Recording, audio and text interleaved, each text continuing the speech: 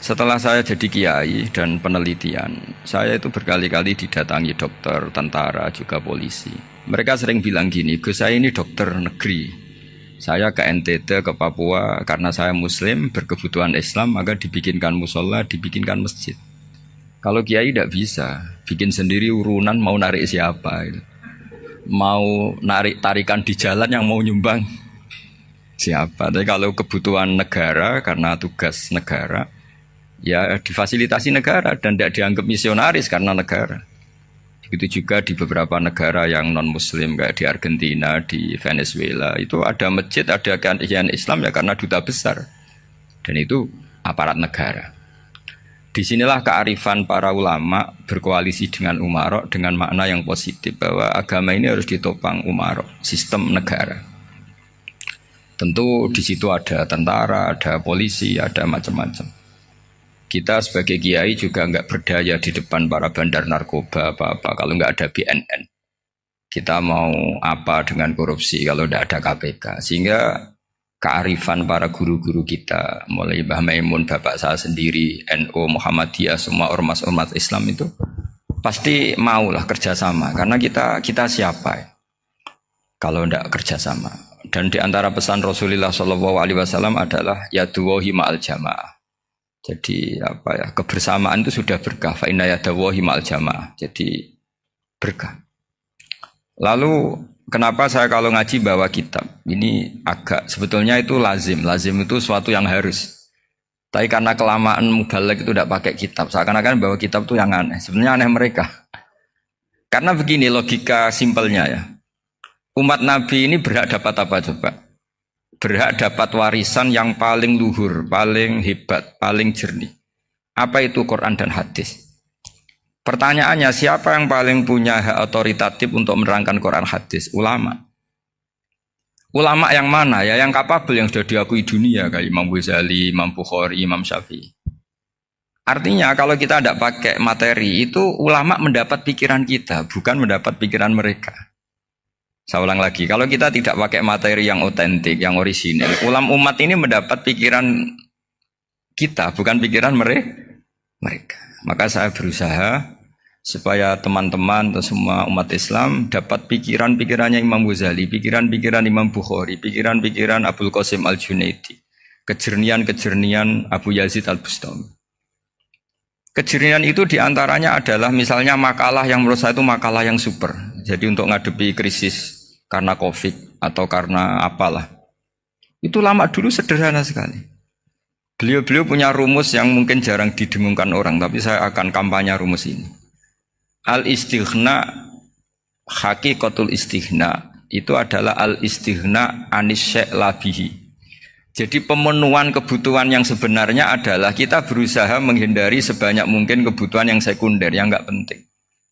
Bukan memenuhi semua yang kita inginkan.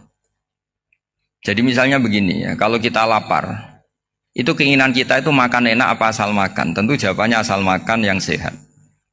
Tapi kalau nuruti nafsu kita, makannya yang enak, teman makan ya enak. Terus di warung yang favorit. Ini kan satu kebodohan. Kenapa untuk makan saja butuh definisi sekian banyak? Yang kita harus kecewa, warung favoritnya bisa sudah tutup. Atau kita ke sana harus macet. Ribet. Yang benar-benar arif dan bijaksana itu adalah al-istighna anisya. Sesuatu yang tidak mendesak itu jangan jadikan kebutuhan. Sehingga kalau kita puasa misalnya, semua makanan itu enak karena kita sangat lapar. Sehingga Abdul Qasim Al-Junaidi ketika ditanya, ma'idamu to'am, lauk makanan itu apa? Jawabannya lucu, alju, lapar. Kalau kamu lapar ya semuanya enak. Ini sudah mulai hilang. Kita bilang makan enak itu ya sate, ya gulai, ya pizza yang kita senang. Akhirnya apa? Untuk nikmati nikmatnya Allah itu kita jadi ribet. Apalagi yang orang-orang fasik harus ditemani perempuan yang tidak halal misalnya, atau harus ada ajudan, ribet. Nah pertanyaannya, orang yang ribet sama yang nggak ribet itu pinter mana? Pinter yang nggak ribet. Nah ini kearifan-kearifan yang mulai hilang. Lalu siapa yang bisa mewarisi itu? Ya ulama. Jadi ulama itu cara berpikir sebenarnya simple. Makanya mereka sering kalau tahajud itu. Di antara makalah Sayyidina Ali paling terkenal. dan yang menjadikan beliau punya derajat yang luar biasa itu adalah kafani izzan antakuna li robban wa kafani fakhron an akuna laka abdan. Ya Allah, saya ini sudah begitu mulia, begitu terhormat dan sangat-sangat terhormat karena yang menjadi Tuhan itu Engkau. Jadi rumus pertama itu karena menjadi Tuhan itu Engkau. Hanya Tuhan yang abadi, Tuhan yang pertama, hanya Tuhan yang al-awwal. Coba ya Allah, kalau saya ini punya Tuhan Fir'aun, punya Tuhan mati jadi tontonan lagi, itu kerennya di mana coba? Andaikan kita punya Tuhan Fir'aun, atau punya Tuhan yang asal-usulnya manusia, apapun hebatnya manusia itu, kita punya Tuhan manusia itu. Tuhan yang lapar, yang kalau nggak makan mungkin pingsan, mungkin bisa kena COVID, nanti Tuhannya diisolasi. Kayak apa?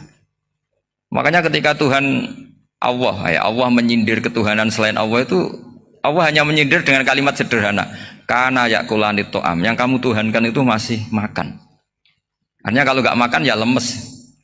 Jadi lama-lama ada orang gini, alhamdulillah tadi Tuhan mampir ke saya, kelihatannya lapar, setelah tak kasih makan sehat lagi. Susah nggak punya Tuhan yang seperti itu. Beda dengan Tuhan kita. Tuhan yang nggak butuh makan, nggak butuh minum, al-qayyum, zat yang berdiri sendiri tanpa butuh yang lain. Al-awwal, sebelum ada langit bumi sudah ada Tuhan kita yaitu Allah. Bandingkan dengan Tuhan-Tuhan yang dipertuhan yang lain, yang adanya setelah bumi, misalnya Fir'aun dan sebagainya. Sehingga Sayyidina Ali pertama jadi kebanggaan apa? Kafani izzan antakuna li robban. Saya ini keren betul karena punya Tuhan yaitu Engkau. Tuhan yang lahul asma'ul husna, Tuhan yang semuanya punya kebaikan, punya keabadian, punya keagungan. Terus wa kafani fakhron an akuna laka abdan, dan saya bangga sekali karena saya menjadi hambamu. Kalau saya jadi hambanya Pak Rektor ribet kan? Sudah tak hormati ternyata nanti tidak rektor. Ya kan ribet kan? Terus pokoknya ribet. Jadi budaknya manusia itu ribet. Makanya ada seorang wali datang ke temannya yang jadi presiden atau jadi raja. Datang ke situ karena tidak punya uang, mau minta uang karena temannya raja. Setelah sampai sana ternyata temannya ini karena orang soleh pas berdoa, ya Allah saya minta ini, minta ini, minta ini. Terus si wali tadi pulang. Tanya, kenapa kamu pulang? Ternyata dia sama, masih minta-minta kayak saya. Jadi sederhana deh. Sama-sama minta kamu, minta zat yang kamu mintain katanya. Jadi dulu itu orang itu sebegitu dekat dengan Allah. Sehingga si raja ini terus ketemu wali tadi tanya, kenapa kamu menyepelekan saya padahal sekarang saya raja? Terus ditanya sama wali tadi, karena temannya, kalau kamu di padang pasir tidak bisa minum dan harus minum 1 gelas, dengan ongkos kamu harus mengasihkan semua kerajaan kamu demi minuman itu.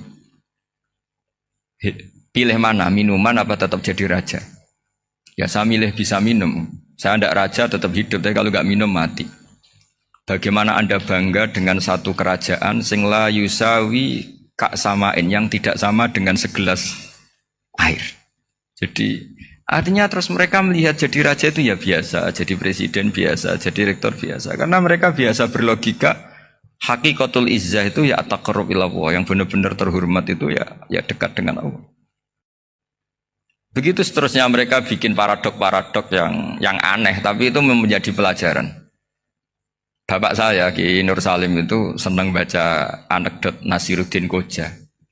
Itu kalau bikin orang-orang aneh, itu dia datang ke satu pesta, pakai baju lusuh, pakai sarung lusuh atau celana lusuh, sama Sohibul Bait yang punya acara dibiarin. Setelah dibiarin dia pulang pakai jas, pakai dasi, pokoknya keren. Dihormatin, pakai alpat, pokoknya dihormatin, silahkan. Pas dia disuruh minum, minumannya itu disokkan saja ke sakunya. Jas, kamu harus minum yang banyak, karena kamu yang dihormati, bukan saya. Terus makanannya semuanya diletakkan di saku, ada yang apa, ayo kamu makan yang banyak. Alpatnya juga gitu, dikasih sate apa, ayo kamu makan yang banyak. Mereka tidak melihat saya, melihat kamu. Akhirnya orang satu pesta itu istighfar semua, berarti kita ini salah. Terus dia pidato, kenapa kamu uang gitu? Tadi saya datang, orangnya sama. Gara-gara beda pakaian, penghormatannya beda. Berarti yang berhak dapat makanan ini jasa ya, bukan saya. Betapa naifnya kita sebagai orang. Ternyata kita masih hormat sesuatu yang seperti itu, yang atribut lah. Jadi orang-orang sufi itu orang yang bisa menertawakan dunia. Akhirnya ya pertama dia dianggap orang gila, masa jas dikasih makan, dikasih minum. Tapi secara fikih dia benar, haram dia makan. Karena pas dia datang dibiarin, setelah pakai jas dikasih makan. Berarti hakikat yang dapat rezeki siapa? Jasnya apa orangnya? Jasnya apa orangnya? Jasnya. Jadi itu orang-orang sufi, kearifan orang-orang dulu itu bisa ngelola hal-hal yang keseharian menjadi luar biasa. Ada seorang wali melihat istrinya makan satu piring, anaknya makan satu piring. Ditanya, kalian kenyang? Wah, kenyang sekali. Melihat anaknya minum kopi satu cingkir, senang. Kalian senang-senang sekali.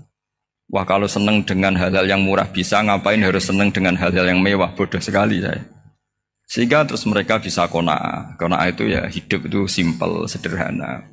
Jadi tentu saya tidak akan ngomong yang muluk-muluk, selain itu tidak bidang saya juga apa ya. Kita ini butuh obat di kondisi seperti ini, butuh kesederhanaan, butuh apa ya, istighna tadi. Kita harus istighna billah an ghairillah. Jadi sudah cukup bahwa Allah ini segalanya. Sehingga di antara tugas suci Nabi Ibrahim dan semua nabi adalah wa ja'alaha kalimatam baqiyatan fi aqibi. Nabi Ibrahim itu nabi yang diberi gelar Allah. Dia adalah nabi yang menjadikan kalimat tauhid itu kalimat yang abadi. Fi aqibih, di anak turunnya, di semua generasinya, baik anak turun karena gen maupun karena pembinaan, karena pendidikan. Ini penting sekali saya utarakan karena apa? Satu kehidupan itu sebenarnya digerakkan oleh kata-kata, oleh moto kalau oleh bahasa modern. Sehingga banyak ulama mengatakan al-ibarat qutun li'ailatil mustami'in, bahwa redaksi atau moto atau pegangan hidup itu penggerak kehidupan. Sehingga sebetulnya manusia itu digerakkan oleh kalimah-kalimah itu, oleh moto-moto itu, oleh prinsip-prinsip hidup itu. Misalnya orang Palestina itu tiap hari ke pasar gitu. Mereka ke laut gitu. Ditanya, kenapa tidak takut tembak Israel? Jawabannya lucu. Kena tembak ya mati, enggak makan ya mati. Enggak kerja ya mati. Ya sudah, sama-sama mati ya mendingan aktivitas normal. Tapi saya tidak menyarankan itu untuk melawan COVID. Ini cerita saja. Kamu jangan provokator itu. Karena ini wilayah sensitif. Jadi banyak orang yang poligami, kalau ditanya alasannya gitu, istri satu ya cerewet, dua ya cerewet, mendingan 4 katanya. Ya banyak ya gitu. Tapi ada yang kebalikan, istri satu cerewet saja hampir jantungan, apalagi 4, tinggal matinya kan gitu. Itu semua yang menggerakkan itu kalimat. Kalimat itu satu pegangan. Banyak orang loh yang nggak ingin jadi rektor tuh banyak loh Pak Bejo. Jangan kira semua dosen ingin jadi rektor. Melihat rektor sibuk rapat, mempertahankan reputasi Unisula, terus sering pegang kepala. Ngapain repot-repot? Jadi tukang sapu aja dapat gaji, ngopi, rokokan, selesai. Bodoh amat jadi rektor, mikir orang banyak. Banyak loh orang yang gak ingin jadi presiden tuh banyak. Karena ngopi nyaman, gak ada yang ganggu. Mau tidur sampai jam 9 siang juga gak ada yang ganggu. Sehingga mereka melihat pegawai negeri itu gak keren, orang kok diatur jam, disiplin. Itu memang cara Allah membagi rahmat. Mau kamu apakan coba? Cara syukurnya dia seperti itu. Bapak saya dulu tuh sering ngajarin saya, diajak jalan-jalan pagi-pagi. Melihat orang ngopi, makan uduk itu bapak seneng. Kok enak jadi wong awam. Ngene esuk-esuk nyemak bocah kesel kabeh kono enak ngopi rokokan. Bapak kadang iri sama orang awam itu iri. Sudah gitu berharap masuk surga kan enak sudah gitu. Tahu-tahu mati, tidak tahu ke surga apa ke neraka ya tidak tahu. Jadi nah, orang dulu itu orang yang bisa mensederhanakan dunia. Sehingga ya sudah cara bahagia. Makanya saya alhamdulillah saya ini kerjasama sama UII sama beberapa kampus. Memang amdan itu sengaja. Kampus itu ya punya sistem yang nggak bisa mewakili sistem kiai. Kiai juga punya sistem yang nggak terwakili oleh kampus juga sebaliknya saling melengkapi. Saya sering ketemu rektor UII, rektor kampus-kampus Islam. Mereka cerita, Gus pendidikan pondok harusnya dimodernkan gini-gini. Saya bilang, kalau pondok modern kayak kampus itu nanti saya ketemu Allah tidak bisa jawab. Kenapa Gus? Saya beri contoh gini. Kalau misalnya perempuan perawan lah atau apa saja, namanya perempuan. mau tanya tentang menstruasi atau haid. Kalau semuanya sistem kampus, dia harus kuliah dulu. Registrasi dulu, kuliah dulu, bayar dulu. Dan dapat jawabannya nunggu mata kuliah pas itu. Bandingkan kalau sistem pondok, saya tuh sering ke pasar sama anak saya dicegat sama ibu-ibu. Gus, anak saya ngalami gini-gini, keluar darah terus menerus, nggak 6 hari tapi 1 bulan penuh. Itu hukumnya apa Gus ya? Nanti saya mau sowan ke jenengan. Nggak usah sowan, di sini aja. Ya sudah, sebelum mengeluarkan darah yang rutin seperti itu biasanya haidnya berapa hari? 6 hari, ya sudah ikut yang 6 hari, yang lainnya istighadah. Ngoten tok Gus, ya udah ya. Begitu terus di masalah udhiyah. Ya coba kalau semuanya pakai sistem kampus, daftar dulu, bayar dulu. Jadi ini nggak ada jawabannya, nunggu mata kuliah itu. Baru dapat jawaban, itu biasa nggak sholat bertahun-tahun karena belum ada jawaban tentang itu. Ya itu kalau misalnya orang mati, tahunya cara memulasara jenazah itu nunggu kuliah dulu, pas mata pelajaran itu dulu, baru menangani orang mati. Berarti orang mati itu tergeledak semua. Tapi kalau kiai kan enggak. Kesini orang mati terbakar, kalau dimandiin malah badannya copot-copot, itu gimana hukumnya? Ini ada orang mati Gus Kendat, ini disolati apa enggak? Ada orang mati oplosan ya kan? Itu disolati enggak? So sering ditanya gitu. Gak usah registrasi Pak Rektor. Gak usah registrasi, gak usah daftar, gak usah seminar. Makanya kalau orang kampus wani kiai itu ya kualat tenan itu, karena ini yang on time ya. Tapi pondok seperti saya ya ikrar seikrar-ikrarnya pentingnya kampus karena melatih efisiensi waktu, disiplin, tata kelola manajemen sehingga kita ya hormat. Tapi tadi kita harus saling melengkapi sehingga saya tunjukkan ke publik bahwa saya hormat sekali sama polisi, sama tentara. Coba kita bisa apa ngadepi bandar narkoba kalau enggak polisi? Bisa apa coba menjaga NKRI kalau enggak tentara? Begitu juga ya sudahlah kita memang fa inna yadallahi ma'al jamaah, kita berkah itu kalau bersama-sama. Enggak bisa kita sendiri. Nah lalu orang kayak saya itu ya beberapa kali sebetulnya saya itu ditawanin jadi dokter honoris causa apa. Kekhawatiran saya satu, takut pasti enggak punya uang. Itu dokter kok enggak di duit kan enggak pantas gitu. Jadi repot gitu, daripada beban lah sudahlah enggak usah dokter. Jadi kalau enggak punya uang ya pantas, terus kalau ngebis ya pantas. Suatu saat kalau mati enggak ada yang hadir ya pantas, enggak dokter gitu. Kalau sudah dokter kok masuk neraka, kayaknya apalagi rektor kampus Islam kok masuk neraka itu kan kok kayak nggak pas itu. Misalnya rektor lah ditanya mungkar nakir, nggak bisa kan kayak gimana itu. Makanya harus sering ngaji saya supaya nggak malu di depan mungkar nakir. Masa rektor ditanya mungkar nakir nggak bisa. Harus berani bentak. Ini saya rektor loh Pak mungkar nakir masa. Kalau wali-wali dulu berani. Masyhur di cerita wali-wali ditanya marabbuka manabuka. Saya ini guru tauhid. Kok kamu tanya marabbuka manabuka yang ngelotok. Kok kamu tidak pernah ngaji enak aja tanya. Jadi wali-wali itu ya rileks ngadepi mungkin. Saya yakin rileks wali di Bang Pak Rektor. Saya yakin itu. Karena wali itu lebih dekat Allah. Sehingga orang dulu itu saya ulang lagi ya, ada satu kearifan namanya hidup itu apa? Hidup itu adalah cari sebanyak mungkin supaya hidup itu tidak tergantung pada banyak hal. Sehingga misalnya cara berpikir orang-orang modern itu sebenarnya banyak orang-orang ilmuwannya nggak ngagumi Amerika. Bukan karena angkuh ndak. Untuk mempertahankan kebesaran negara sebesar itu, kebutuhan listriknya besar, kebutuhan tentaranya besar, kebutuhan apa? Sementara negara kayak Venezuela atau Swiss kebutuhannya ada banyak. Pertanyaannya, yang tergantung dengan banyak hal sama yang tidak tergantung banyak hal, itu pinter mana? Kalau dibalik pertanyaannya gitu, negara-negara maju itu tidak keren kalau dibalik pertanyaannya. Orang yang untuk mempertahankan eksistensinya banyak, butuh banyak hal, dengan yang tidak butuh banyak hal, itu pinter mana? Orang yang bahagianya nunggu jadi dokter, nunggu jadi kiai besar, kiai viral, dengan orang yang bahagia cukup dengan ngopi, itu pinter mana? Tapi kalau dibalik pertanyaannya, orang yang tahunya nikmat hanya kopi, dengan nikmat yang banyak, pinter mana? Makanya Mbah Mun itu kalau guyon itu lucu. Aku ikut saake, ambil wong desa sing mlebu swarga. Saya dulu eskal mlebu swarga kok disakeni. Akhirnya beliau memberi penjelasan. Wong desa iku roe pakanan enak, iku mau kopi mbek uduk. Lah swarga iku mau nuruti sing dikarepno. Akhirnya wis mau mangan, wis ngopi, nguduk, ngopi ora roh pakanan liyane iku ora roh. Nasi mandi ya ora roh, pizza ya ora roh apa-apa. Terus saya bilang, wah lah niku nak nganti selera tentang wanita cantik. Iku juga sederhana. Rontok pesek ya wis cantik, rontok ireng ya wis. Apa bidadarinya seperti itu karena saking enggak pengalamannya.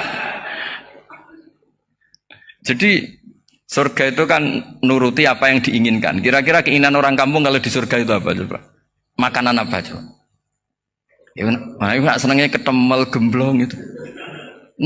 Artinya malaikat lebih suka nangani surganya orang-orang kampung di Bang Pak Rektor. Ini sudah ribet ini. Makanan apa saja sudah dicoba ya. Terus kalau di mall tahu orang macam-macam, seleranya macam-macam pasti. Enak mana kalau sampai jadi malaikat pelayan surga? Suka ngelayani orang kampung apa yang orang kota? Orang kampung kan? Jadi ya itu guyon ya, guyon tapi itu menjadi pikiran kita bahwa orang yang banyak kebutuhan itu sebetulnya banyak kebodohannya karena menggantungkan kebahagiaannya dengan banyak hal. Makanya Imam Syafi'i ngendikan istighna itu apa? Al-istighna anisya'i. Yang dikatakan kecukupan adalah berusaha sebanyak mungkin banyak hal tidak kamu butuhkan. Bukan memenuhi semua kebutuhan kamu. Karena nafsu kamu ini tidak ada batasnya gitu. Kalau kamu penuhin nggak akan selesai. Itu ada perempuan yang kurang cantik itu minta doa saya. Gus doain suami saya kaya. Terus tak guyonin. Terus nggak minta. Kalau suami kamu kaya, yang pertama dirubah itu apa? Rumah supaya rumah saya bagus. Kedua apa? Mobil supaya mobil saya bagus. Nanti yang dievaluasi itu kamu. Mobil bagus, Alphard, rumah mewah, istrinya kamu. Pasti itu dievaluasi. Langsung enggak usah. Sudah gini aja kan. Jadi pertama yang dievaluasi itu kaya itu. Coba kalau suami kaya itu yang dievaluasi pertama rumah ya. Rumah ganti. Setelah itu apa? Mobil. Kira-kira berikutnya. Akhirnya sudah aku nggak jadi. Nabi Ibrahim itu pernah minta umur panjang, keren umur panjang. Sama Allah nggak dijawab.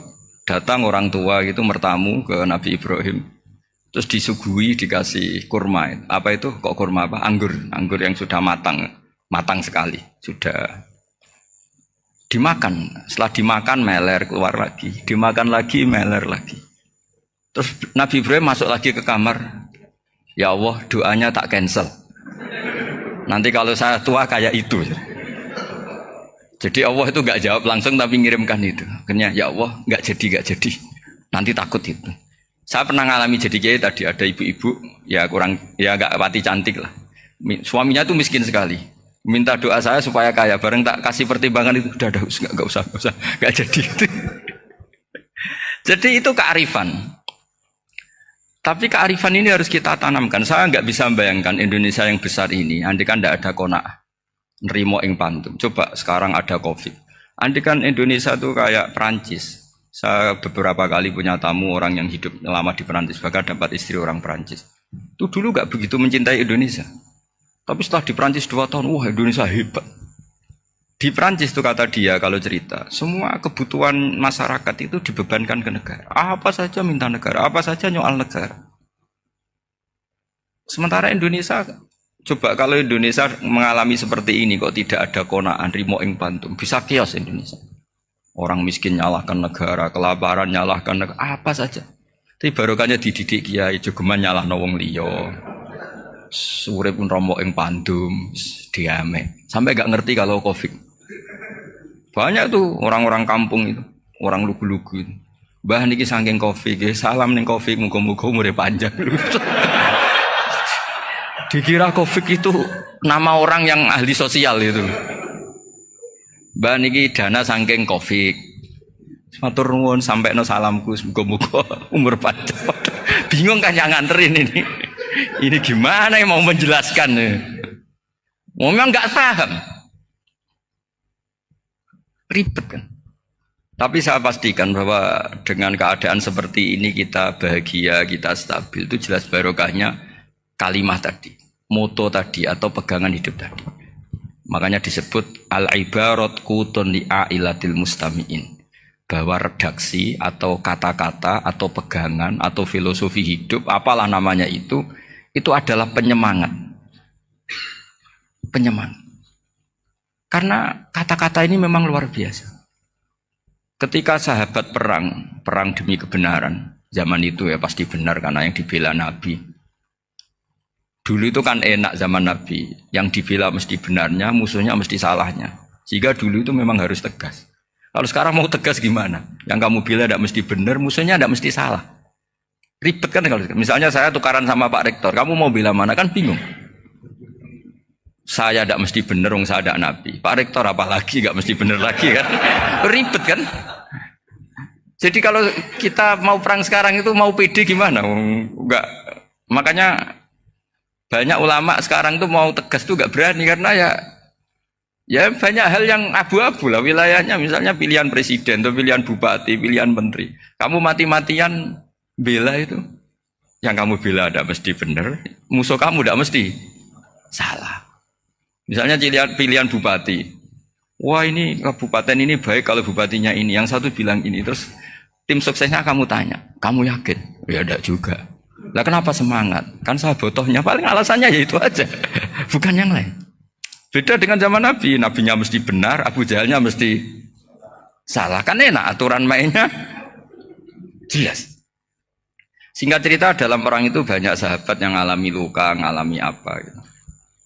Kemudian curhat ke Nabi, ya Nabi gara-gara derekkan jenengan, ngikuti jenengan saya harus ngalami seperti ini, seperti ini. Ngiranya orang itu diapresiasi sama Allah keluarnya. Ternyata sama Allah gak diapresiasi.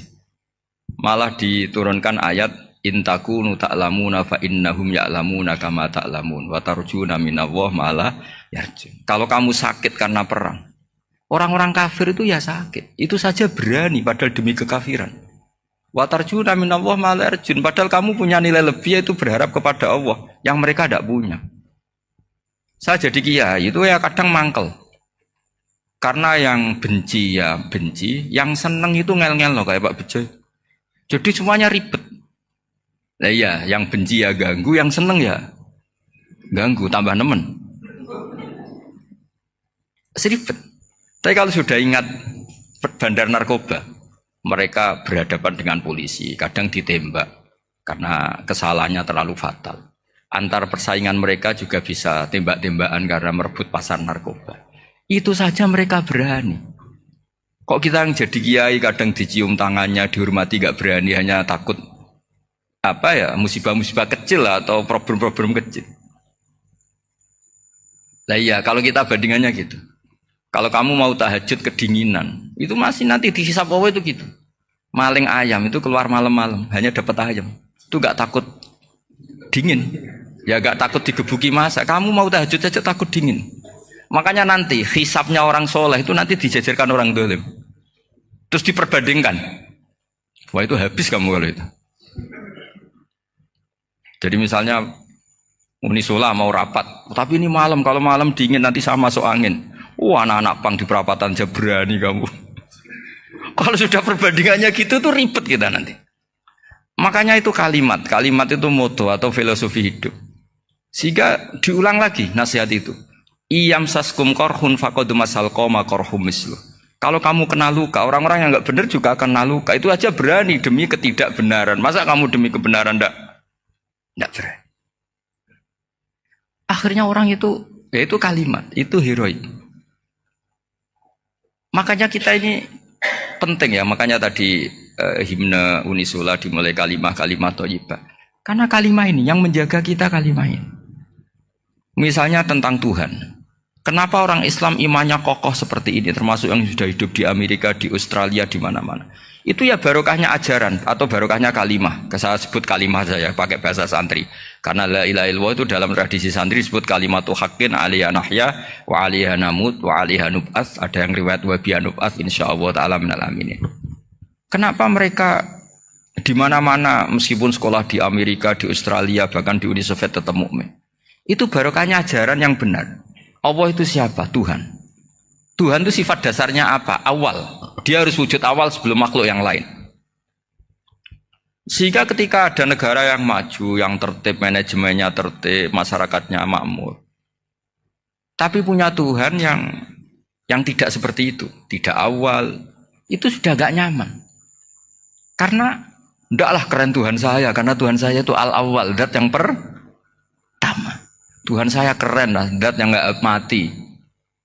Tuhan yang gak mati, yang gak pernah mengalami kematian. Sehingga tontonan atau yang dilihat kenikmatan-kenikmatan yang lain ini tidak mengubah dia pendirian tentang Tuhan. Karena mantapnya satu kalimat tadi bahwa Tuhan itu ya harus satu, harus awal, harus tidak mati, tidak rusak, tidak mengalami apa-apa yang membahayakan.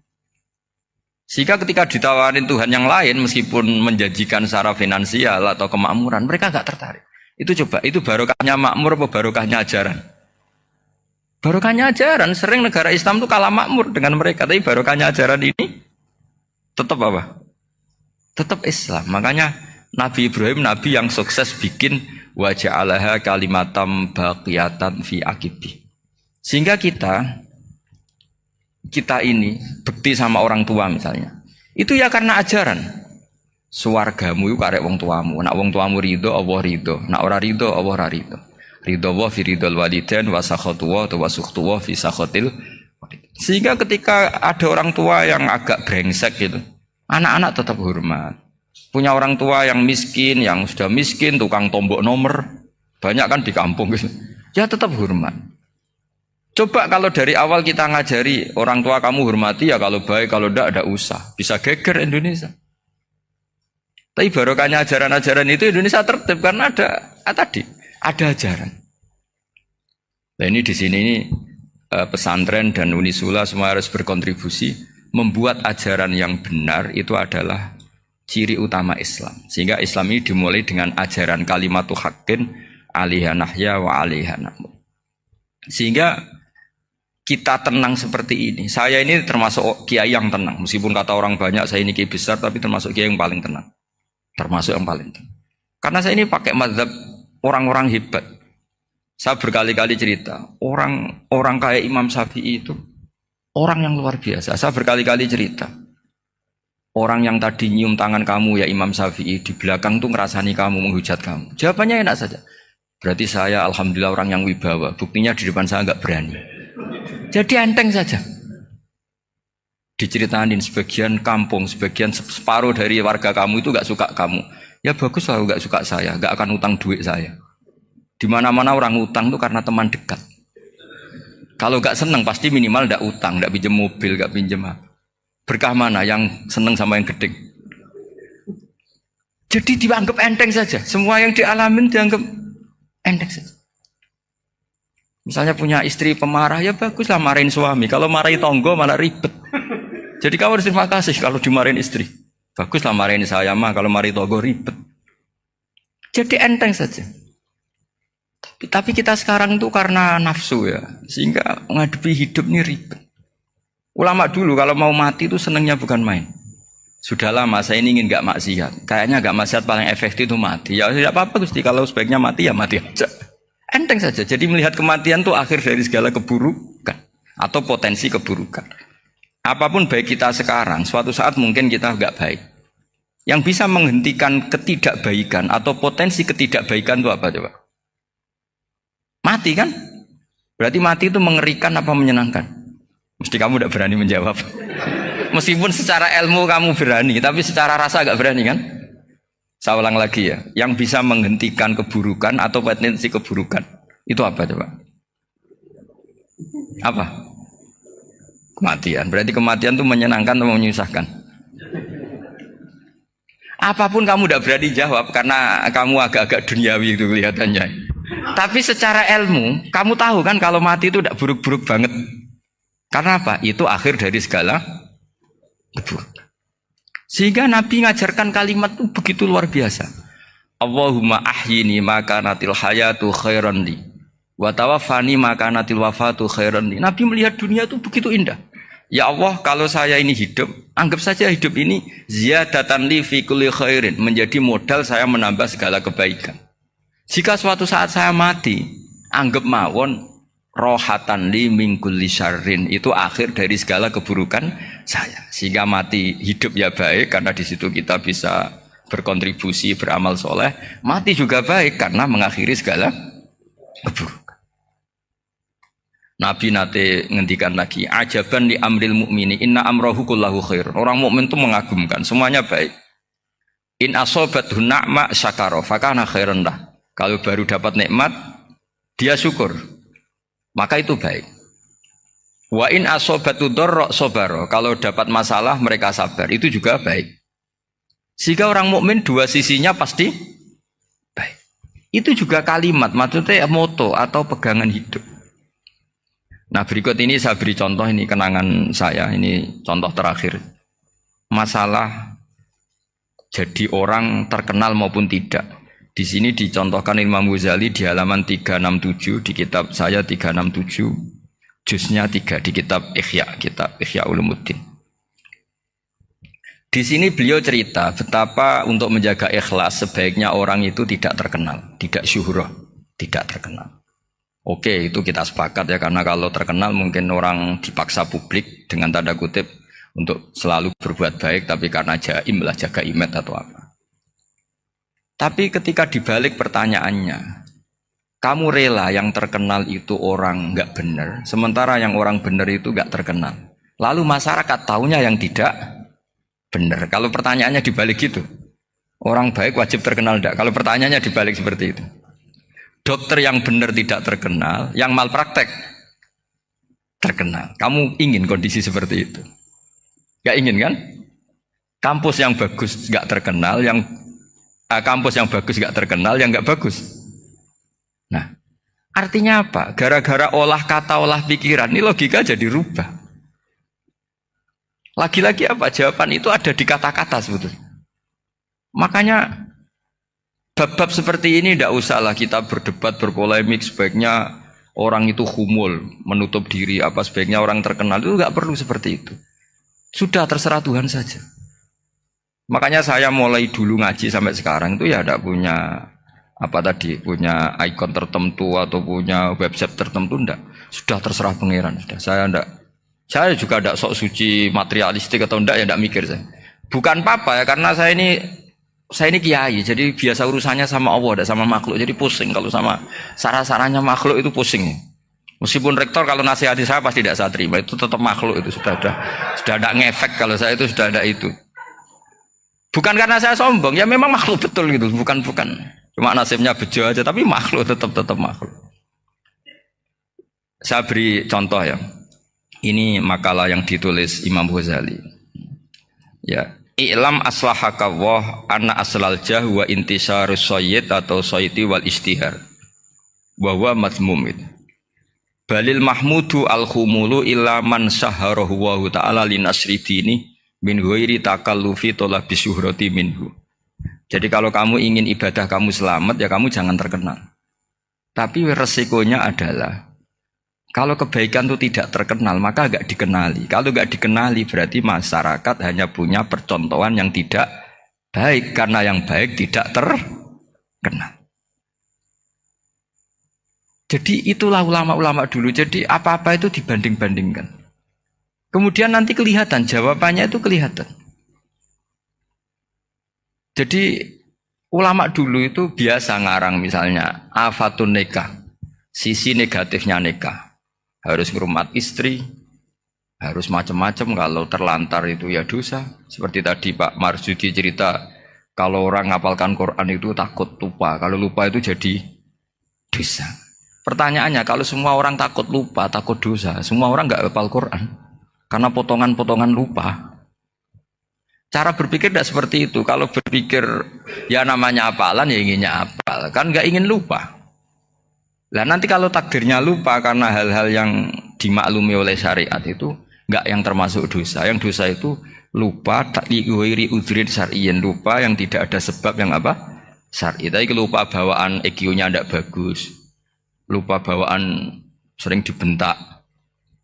Oh itu enggak masalah karena bawaannya orang tertekan itu ya lupa. Coba kamu hafal Quran, terus punya kredit jatuh tempo, pas hari itu aku yakin enggak cerdas sudah. Itu bawaannya orang tertekan tuh pasti Pasti lupa. Jadi ya saya teruskan ya. Jadi terus ada makalah yang sangat bagus sekali tentang itu. Saya baca ya. Wa yadullu ala dzalika anna Allah azza wa jalla amaral anbiya'a bi idharil amali lil iktida wa khassahum bi mansibin nubuwah. Wala yajuzu ayyudhanna bihim annahum khurrimu afdhalal amalen. Jadi orang yang terlalu mendewa-dewakan khumul itu menutup diri. Oke, itu baik karena dengan khumul, dengan menutup diri Anda tidak riya, Anda tidak pamer. Tapi kata Imam Ghazali, kamu juga harus ingat di antara syaratnya Nabi itu harus mengumumkan kalau beliau itu seorang Nabi. Harus memaklumatkan kalau beliau seorang Nabi supaya bisa diikuti.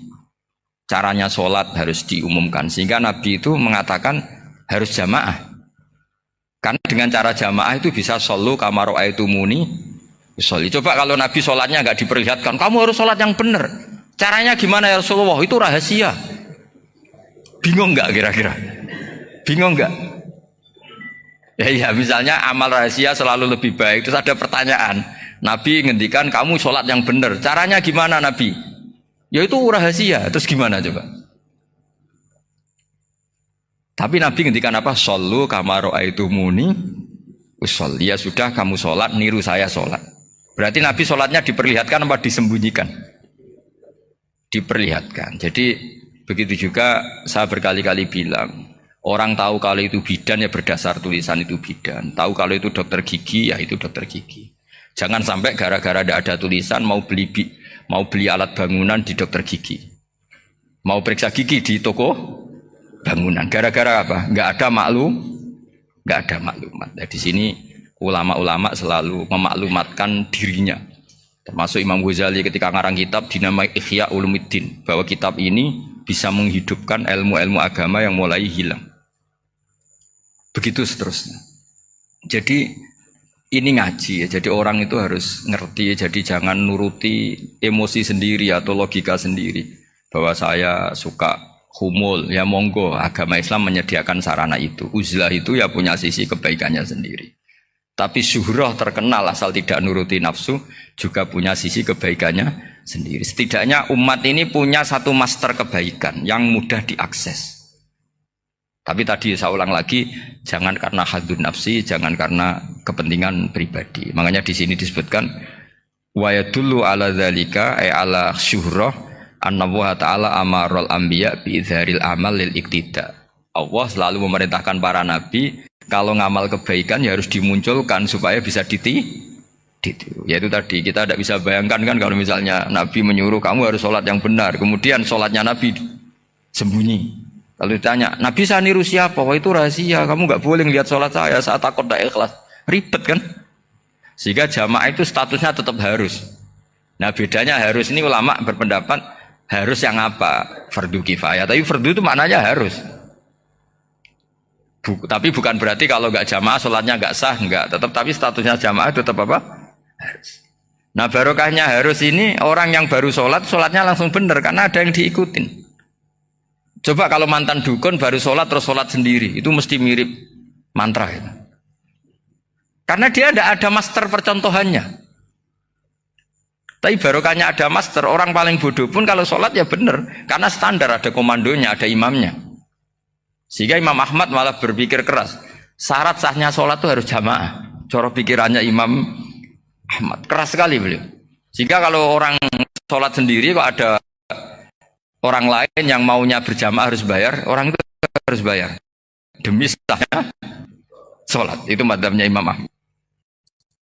Tapi kalau madzhab Syafi'i hanya mengatakan fardu kifayah, yang kalau satu komunitas. Jadi tak baca lagi biar dapat berkahnya Imam Ghazali, asirru afdalu minal alaniyati. Terus kata sebagian ulama, al alaniyah itu afdal minas sirri. Terus diperbandingkan baik yang mana amal dipertontonkan sama ndak. Terus kata Imam Ghazali, kalau orang itu bisa jaga tidak riya, maka sebaiknya dipertontonkan karena kebaikan harus yang muncul, bukan yang tidak baik yang muncul. Makanya ketika memaklumatkan diri sebagai ingin jadi generasi khairah ummah, itu kalau diterjemah itu kan wow, khairah ummah, umat terbaik. Itu kan kayak agak angkuh. Tapi nggak apa-apa, itu nggak apa-apa. Masa kita kampanye siap degradasi moral kan ya lucu kan, masa jualan gitu kan ya lucu. Kita memang ingin mengkhidmati ummah, berbakti dengan umat, membantu supaya jadi generasi khairan apa ummah. Tidak apa-apa dimaklumatkan supaya dengan itu umat punya sarana. Oh kalau ingin jadi khairan ummah kuliah di sini, jangan lalu enggak gitu. Ya sama kita dokter, maklumatkan saja dokter gigi, dokter kandungan, dokter bedah, sehingga orang kalau mau bedah ya jangan ke dokter kandungan. Jadi barokahnya maklumat ya. Jadi saya mohon sekali ini, saya sendiri sebetulnya orang yang nggak siap terkenal sebetulnya, tapi ya sudah terserah Allah saja. Kalau itu cara Allah menyebar kebaikan, ya monggo. Pokoknya kita tawakal saja sama Allah Subhanahu wa Ta'ala. Jadi saya kira demikian. Assalamualaikum warahmatullahi wabarakatuh.